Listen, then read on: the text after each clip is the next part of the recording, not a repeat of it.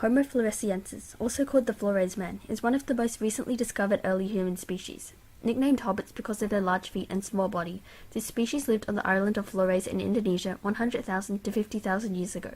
However, stone tools made by this species date back to as many as 190 to 50,000 years ago. In 2003, an Indonesian-Australian research team discovered the nearly complete skeleton of a female tiny human in Liangbua Cave on Flores Island.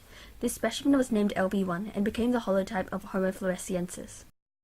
LB1, believed to have lived 80,000 years ago, was a 30-year-old female who was 106 centimeters tall, weighed 25 kilograms, and had a brain volume of 417 cubic centimeters. Previously, there were theories that LB1 was a Homo sapien with a growth disorder, such as microcephaly or Laron syndrome, resulting in a much smaller than average body size. However, unique traits, such as its small brain and different face shape to Homo sapiens, led scientists to believe that this was an entirely new species. Alongside LB1, other bones and teeth found suggest that up to 12 other individuals were also living in the cave, which is currently the only location where Homo floresiensis remains have been discovered. However, it is still unknown how this species reached the island, as they were most likely incapable of building boats and there is no evidence of the island ever being connected to a large continent. The Homo floresiensis were thought to have evolved from the Homo erectus, as both species shared many similar traits.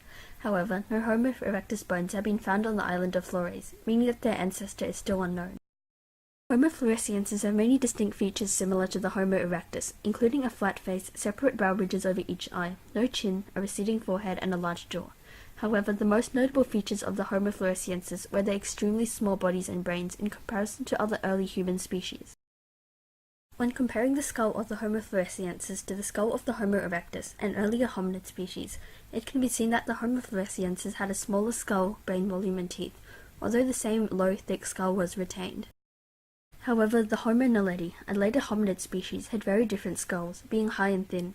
They also had a small brain volume and small teeth, similar to the Homo floresiensis. Despite their small brains and bodies, the Homo floresiensis were capable of making stone tools, hunting animals, and surviving against predators such as the Komodo dragon. Although it is unknown whether the ancestors of the Homo floresiensis were originally small in size, their diminutive stature probably resulted from island dwarfism, an evolutionary phenomenon where species shrink in body size over generations, as a result of long-term isolation on an island with little food and lack of predators. Having a smaller brain and body was beneficial, as less energy was required to function and the island was lacking in available food. Similar to Homo sapiens, Homo floresiensis were bipedal, meaning they walked upright on two legs, and their big toe was aligned with all the other toes. They had a short big toe and little toe compared to modern Homo sapiens, whose toes are all relatively the same length, if the big toe is the largest. However, Homo sapiens had a pronounced curved foot arch, whereas Homo floresiensis had a flat arch. As a result, their method of walking was less efficient than that of Homo sapiens. The ability to run quickly became a trait which aided Homo sapiens in hunting and escaping predators, making them evolve to have well-developed bipedal feet. The Homo floresiensis were also bipedal, but their feet were not as well developed as those of Homo sapiens, hindering their running speed and effectiveness. Comparing the foot of the Homo floresiensis to the Australopithecus africanus, toe lengths differ greatly, although both species were bipedal. However, the Australopithecus africanus had a partially opposable big toe, unlike the Homo floresiensis. This was because the Australopithecus africanus lived in the trees as well as on the ground, increasing the importance of using feet to hold onto objects and branches. The Homo floresiensis primarily dwelled on the ground, making an opposable big toe useless in their environment, as they only used their legs and feet for running. As an opposable big toe was unnecessary for the Homo floresiensis to survive, they lost this trait through evolution. The Homo floresiensis went extinct at the same time as other fauna on the island, including the stegodon and giant marabou stork. And one possible theory for their extinction was a volcanic eruption on the island 12,000 years ago.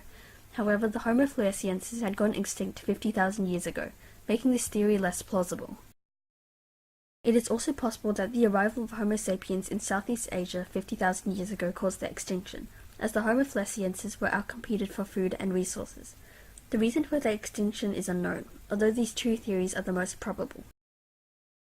Despite all we know about the Homo floresiensis so far, there are still many unanswered questions regarding the species.